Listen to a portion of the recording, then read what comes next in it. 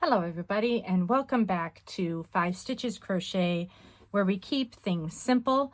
Today I'm going to walk you through the basic steps, the very beginning of starting to do crochet. I'm going to use the same piece that we're going to work up to show you how to start off, how to get that yarn onto your hook, which is already a big part of the battle, and also to then add rows, how to do a single crochet, how to do a half double crochet, how to do a double crochet, and how to do a treble crochet. And with those, you can make almost anything in crochet. I'm going to split this up into several different videos to make it easier for you to follow. And in the end, we will have made something that looks like this that doesn't serve much of a purpose for you, I will admit that, but it's just to show you how to make these different stitches. From there, you can continue adding stitches and make yourself a scarf. If you're using cotton, you could make a placemat or a pot holder of some sort. So there are things that you can do with this piece that we're building up to, but really the point of this is to learn how to do these stitches. So more than likely, after I finish these tutorials, I will unravel this, which we refer to as frogging. I will frog it back and reuse this yarn, repurpose it for something else. Okay, so let's get started. How do you get this yarn onto this hook? Well, I will show you. We are going to use in this series of videos just a basic acrylic, super chunky, also referred to as super bulky yarn. In this case, I am using Hayfield Bonus Super Chunky Extra Value, which comes in 100 grams. It's 100% acrylic, and we're using oatmeal. That is this one right here. And I'm using So Crafty, which I believe is the Aldi brand, chunky yarn and cream. That is here. It is also 100% acrylic, if I remember correctly. Let me make sure that's true. Yes, 100% acrylic. I don't love acrylic for many reasons, but acrylic is cheaper. It's more readily available. And when you're learning how to crochet, it's easier to work with. Most cottons will be splitty. They'll be harder to work with in the beginning unless you get a mercerized cotton, like the Lion brand 24/7, for example, is an easier cotton to work with. So, and also I'm using this chunky and super chunky yarn for a reason. And that is that in the beginning, when you're learning how to crochet, it's just easier to start with a big hook and big yarn and work your way up to the smaller hooks and the thinner cotton threads even, that you can use for micro crochet, for example. So now's the battle. We're going to get, which one do we want to start with? Let's start with this. We're going to get this yarn onto this hook. We're going to wrestle it on. I'm using a Prim 10mm hook for this, and you can tell which hook you should use. Which hook size you should use is usually right here on your label. Right here it'll tell you you have for knitting needles and for hooks. I think one of these actually says 8mm and the other says 10mm, and I said, meh, we'll do 10 because I think it's easier for you to start with something bigger. Essentially though, everybody is going to crochet differently. And everybody is going to have a different tension. That is how close together your stitches are, how tight they are. And so your tension might be different than what they're suggesting per hook size on these labels. And you'll learn that as you go along. I'll talk with you in this series of videos also about how to adjust for your tension. There isn't a right or wrong tension. Everybody just does things a little bit different, which is why there are gauges and patterns, but that's a conversation for a different time. All right, so how am I going to get this yarn onto this hook? Oh, there are so many ways. I'm going to show you the way that I was taught. And then I'm going to give you some tricks as well. Some people will do a slip knot and just put the hook in that. That is one way of doing it, but you start with a kind of a knot at the end, and I don't really love that. But it is an option that you can look into. What I do, how I was taught to do it, is you hold your yarn on the back of the hook. So here's the hook on the back side of your hook. You're going to hold your yarn there and just very lightly hold it, pinch it between your thumb, which is on the front, and your index finger, which is on the back. Give that a light pinch and roll it back around like this. So I'm holding that yarn to the back of this. That's what's going to help me hold it in place. With my non-dominant hand, so in my case, that's my left hand. If you're left-handed, that will be your right hand. You will take this yarn and wrap it over the top. Just one time, just one little loop hanging over the top.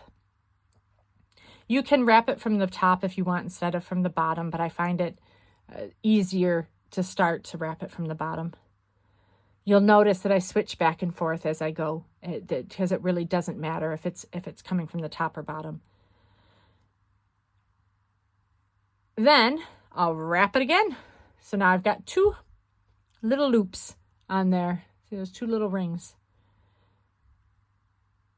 This hook serves a purpose, and that is that it catches your yarn to keep that top loop from going off the top. You want to keep this one on. That bottom loop, we want to pull that one so that it goes over the top like this. You see that? So now it looks like this on the back. Now that first loop isn't very effective. If you drop this down, it comes right undone. There's nothing there. But it's just to get us kind of started. So I'm going to show you that again. I take this little yarn. I have the part that's coming away. I've got my yarn over here on my non-dominant side. I've got the part of the yarn that is coming off of the yarn, pointing off to the right for my hand that's my dominant hand. If you're left-handed, you'll do the opposite. You hold this to the back very gently, very lightly, because you want to be able to let that move too if you need to. And then you wrap around one time, wrap around another time, pull that bottom one. You're going to slide your fingers up the back so that you can do this. Pull the bottom one over the top, and you should have one loop on there.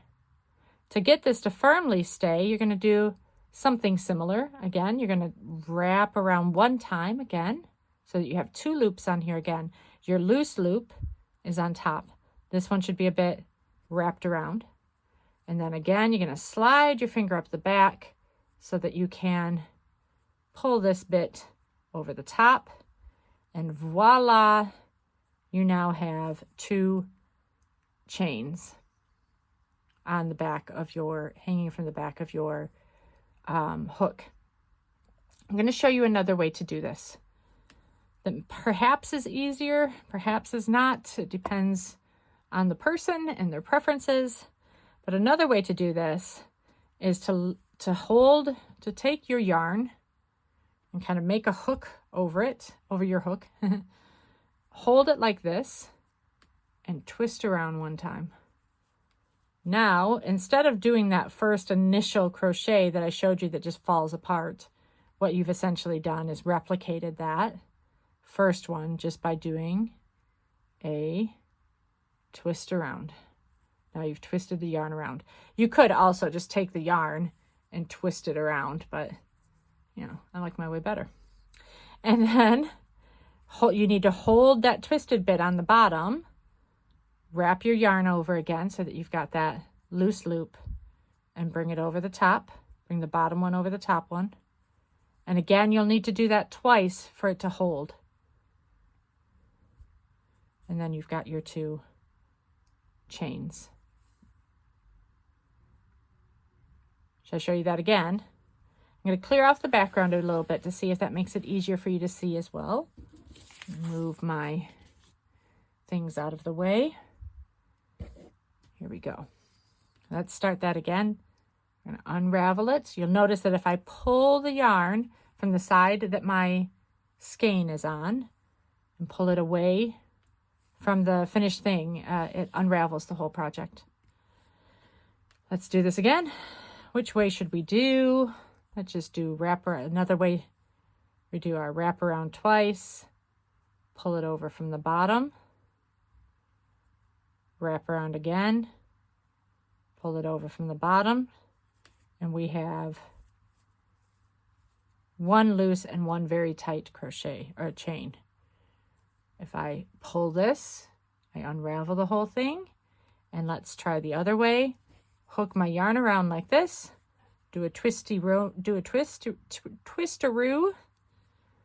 hold that twist so that it doesn't come undone, wrap around, find some way to pull that over the top, wrap around again, pull that over the top, and we have our chain.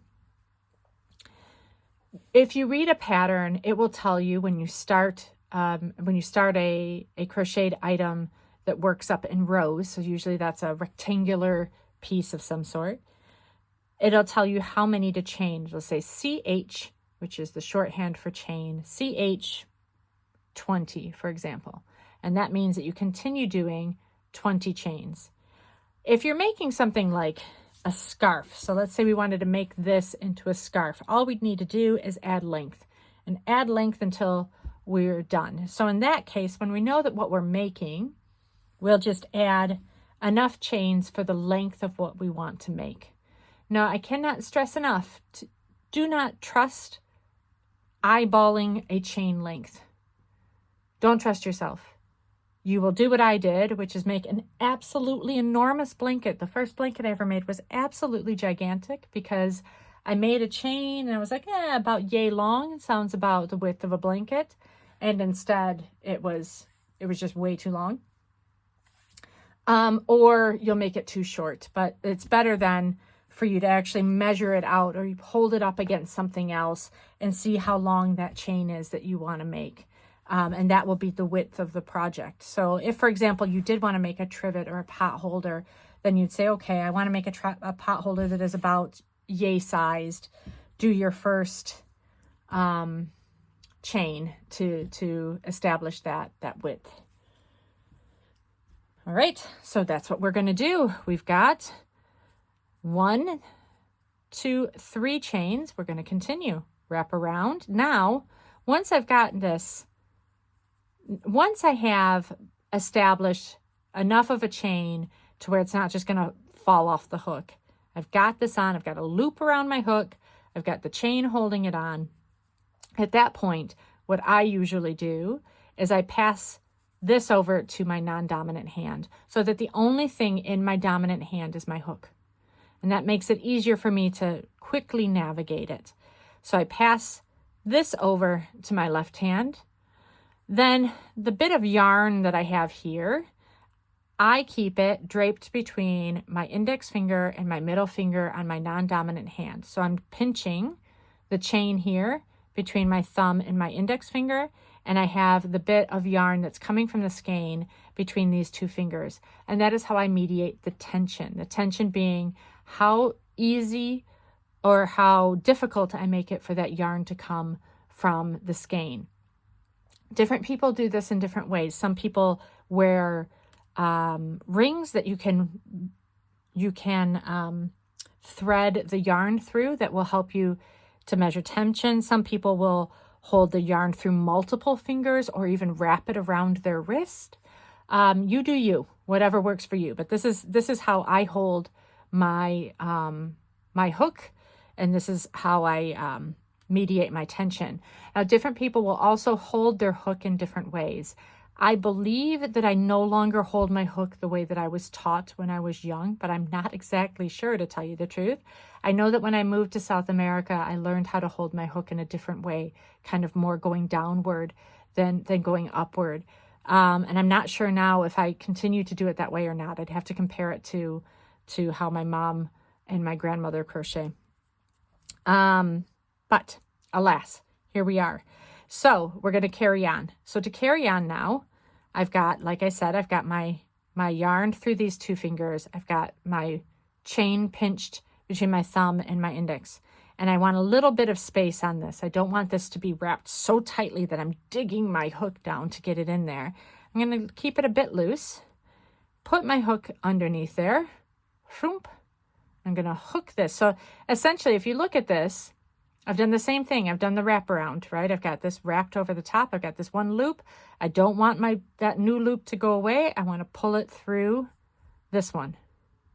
Some people, especially children, for a long time will continue to hold it in their right hand and will continue to kind of do this 2-handed chain, wrapping this around, holding on to it, using my hand to pull this over and create the single crochets. If that's how you need to do it, then that's how you need to do it. But it is a lot faster once you instead start using your right hand only to hold the hook, or your dominant hand, I should say, only to hold the hook. So again, I put my hook underneath here. I hook onto that new yarn and I pull it through the loop,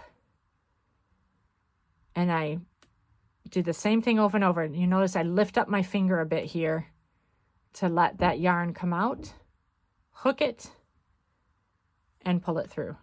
And I'm going to continue doing that. I need some more yarn off of my skein here. Grab the yarn under the hook, pull it through the loop. Grab the yarn under the hook, pull it through the loop. Each one of those is referred to as a chain, and I can count them back. So to count my chains back, you'll notice that each one of these chains looks like a loop. The one on my hook does not count. Only the completed ones do. And so I can count I'm going to pull this out so I don't accidentally unravel. So I can count my chains in this way. I've got 1, 2, 3, 4, 5, 6, 7, 8, 9. And yes, this little dinky one at the bottom does actually count as a chain. I have 10. I'm going to stop there. I think I did 20 on this longer piece here, but I think with 10, you can get probably a decent sized scarf if you decide to carry on doing that.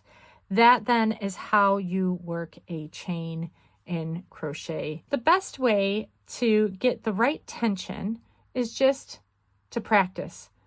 Continue carrying on doing chains. Do many chains, do several chains, make yourself a necklace, make your friend a friendship bracelet, whatever you wish. I have a page, a blog post that is either already up or forthcoming, in which I explain several things that you can make even if all you can do is crochet a chain.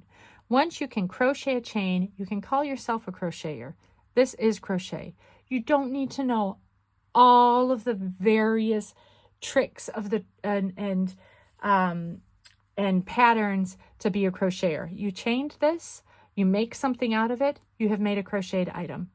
From there, once you have crocheted enough chains and figured out how to handle that, you can move on to the next step, which I will show you in the next video. But I'd like to offer, again, one more note on tension as well. You'll notice that my chains are roughly equal.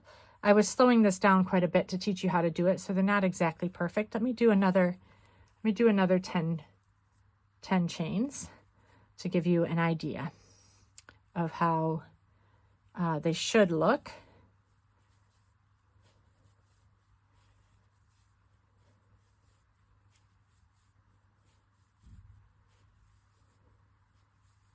All right, there's my 10 chains.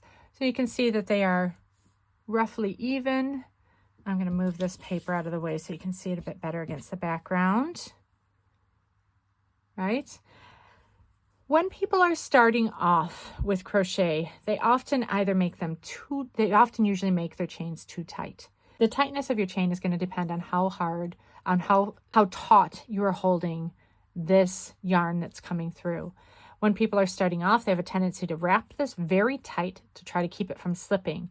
And it's not how tight you hold the yarn that's going to keep it from slipping off of the hook. It's how you position your hand So do bear that in mind. But people will hold it very tight, and then they hold it so tight, and then they pull this very tightly over the top. You can hear it squeaking against the hook because it's held so tight. And then they'll repeat that so many times, and then they'll have one off that's really loose, and then another really tight, right? So you can see that you stop having this very kind of even crocheted chain, and you have some very tight and some very loose. Until you can mediate your tension so that it is steady, you're going to have that kind of varied looking chain. There's no problem with that in terms of appearance. The problem is when you go up to do your next row, you're going to be sticking this hook into those chains that you made. Not only are you sticking that in, you're also going to be pulling yarn back through it. And if your chains are really tight, you're going to have a hard time getting your hook through there. So I do suggest practicing. The more you practice, the looser you'll be able to start doing your chains. There's another reason that having a taut chain in the beginning is a bit problematic. And that is that generally we start off with really tight chains. And then as we start progressing on a project, we loosen up as we go. And that means that we get these kind of oblong shaped, these oddly shaped creations. The first blanket that I made was very much shaped like this because my starting chain was so tight. And then I kind of loosened as I went. And so it ended up this odd shape. So when you start with a chain, it's especially important to try to crochet loosely. Instead of holding it so tight, try to hold it a bit more loosely, and so that you can have something that's easier to work with and that allows you to have a more consistent measurement as you go. With that, I will stop this video before turning and starting the next row. Please do leave comments with any questions that you have. If you'd like me to do another chain or show you in a different color or with a different yarn, a different thread, do let me know, and I can try to walk you through this again. In the meantime, do like the video if you enjoyed it, and that way I know. Or subscribe if you'd like to have access to these tutorials, get notifications about them as they become available. Thank you.